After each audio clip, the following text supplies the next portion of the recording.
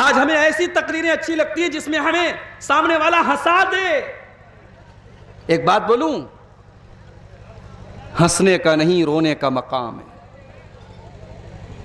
یہ جو ہم لوگ ہنستے ہیں نا, ہنسنا منع نہیں ہے شریعت میں, مگر جو لوگ ہمیشہ ہنستے رہتے ہیں, موبائل پر دیکھو تو جوک لگا کے سنتے ہیں, کامیڈی والے پروگرام سنتے ہیں, کہتے ہیں صاحب میں ہنستا رہتا ہوں.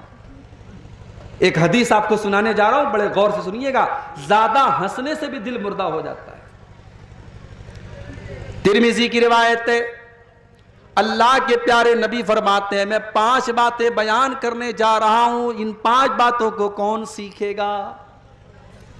من یاخذ عنی ہؤلاء الکلمات, میں 5 باتیں بیان کرنے جا رہا ہوں, ان 5 باتوں کو کون سیکھے گا؟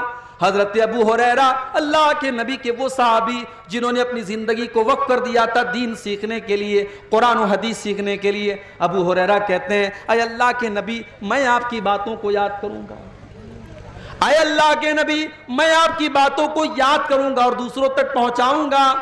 آپ نے فرمایا نوٹ کر لو, میں 5 باتیں بتا رہا ہوں. نمبر 1, اتق المحارم تکن اغنی الناس. اتق المحارم, تم حرام سے بچنے والے بن جاؤ, تم حرام سے بچنے والے بن جاؤ, تم سب سے بڑے متقی بن جاؤ گے. متقی بننا ہے تو بہت تہجد پڑھنے کی ضرورت نہیں ہے, متقی بننا ہے تو بہت نفل روزہ رکھنے کی ضرورت نہیں ہے. اتق المحارم, حرام چیزوں سے بچو. تکن ازہد الناس, تو تم سب سے بڑے تکن عابد الناس, تم سب سے بڑے عبادت گزار بن جاؤ گے. عبادت گزار اگر بننا ہے, متقی بننا ہے, پرہیزگار بننا ہے تو حرام چیزوں سے بچنے والے بن جاؤ. حرام کاروبار سے بچو, حرام کمائی سے بچو, حرام زبان سے بچو, حرام چیزوں سے بچو, تم سب سے بڑے عبادت گزار بن جاؤ گے. اس کے بعد اللہ کے نبی کہتے ہیں دوسری چیز, وَرْضَ بِمَا قَسَمَ اللَّهُ لَكَ تَكُنْ أَغْنَى النَّاسِ, اللہ نے تمہاری تقدیر میں جو لکھ دیا ہے اس کے اوپر راضی ہو جاؤ, خوش ہو جاؤ, تم سب سے بڑے مالدار بن جاؤ گے. یہ حسد کیوں ہوتا ہے؟ میری تنخواہ 5,000 تیری 10,000 کیوں ہے؟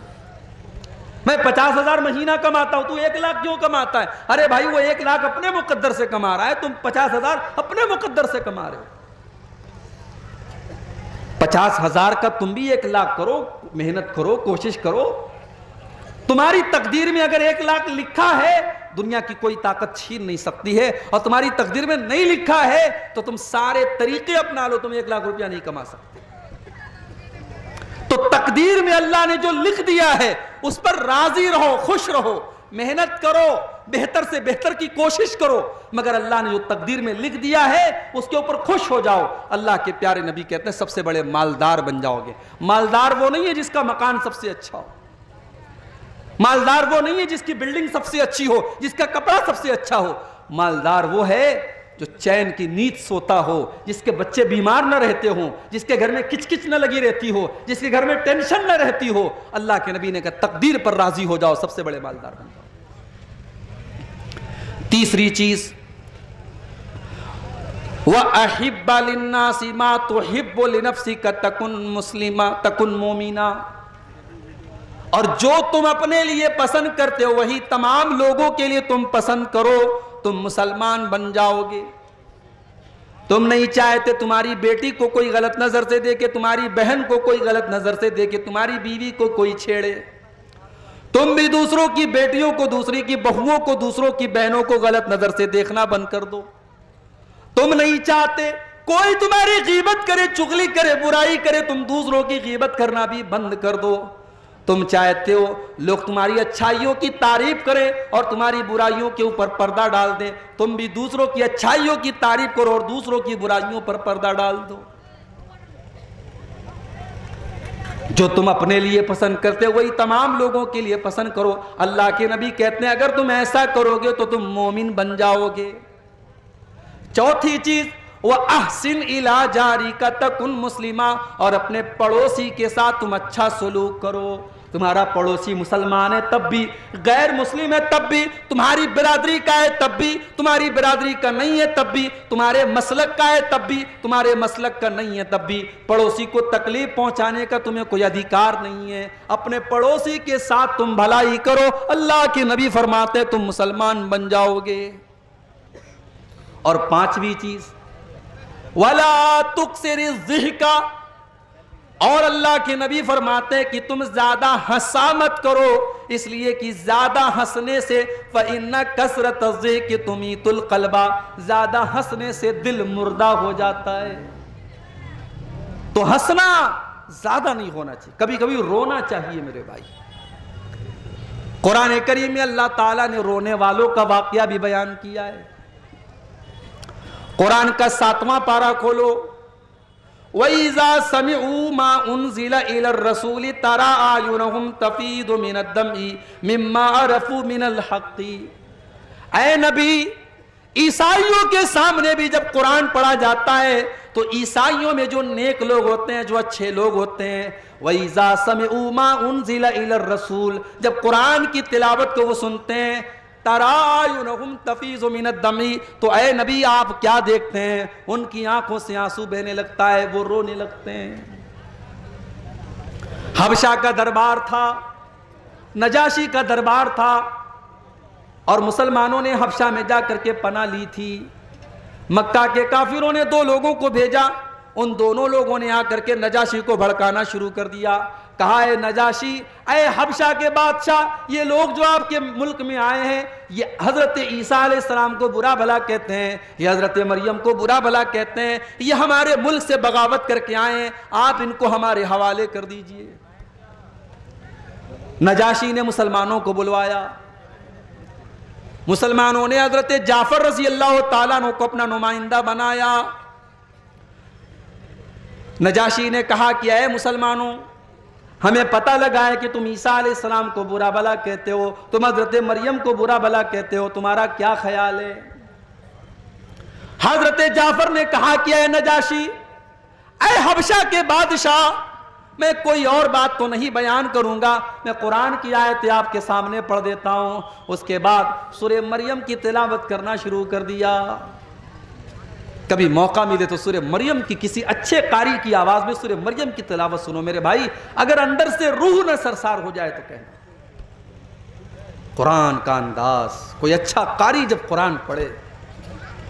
حضرت جعفر تو اللہ کے نبی کے صحابی ہیں، جب انہوں نے اپنے انداز میں قرآن کو پڑھنا شروع کیا، وَاذْكُرْ فِي الْكِتَابِ مریم، جب انہوں نے حضرت مریم کا واقعہ بیان کرنا شروع کیا، عیسیٰ علیہ السلام کے پیدائش کا واقعہ بیان کیا، پیدا ہونے کے بعد جب حضرت مریم عیسیٰ علیہ السلام کو اپنی گود میں لے کر کے گئی اور قوم کے لوگوں نے تانا مارنا شروع کیا، اور حضرت مریم نے اپنی ماں کی گود میں اپنے اللہ کے نبی ہونے کا اعلان کیا، اللہ کے بندے ہونے کا اعلان کیا، جب یہ سورہ مریم کی آیتیں جب حضرت جعفر نے پڑھنا شروع کی، پورا دربار رونے لگا، نجاشی بھی رونے لگے، اور پورا کا پورا دربار سسکیوں سے گونجنے لگا، پورا دربار رونے لگا، اور نجاشی بھی ایمان لے آیا، اور اس کے دربار کے کئی لوگ ایمان لے آئے۔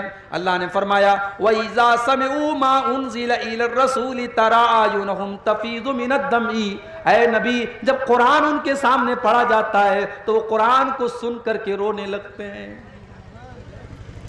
میرے پیارے ساتھیوں، قرآن تو وہی آج ہمارے پاس بھی ہے، قرآن وہی ہے، آج اسی قرآن کو ہمارے یہاں تراویح میں پڑھا جاتا ہے، مگر حافظ صاحب نے اگر 1.5 پارے کی جگہ 2 پارہ پڑھا دیا، اگر 1 پارے کی جگہ 2 پارہ پڑھا دیا تو ہمارا پارہ چڑھ جاتا ہے۔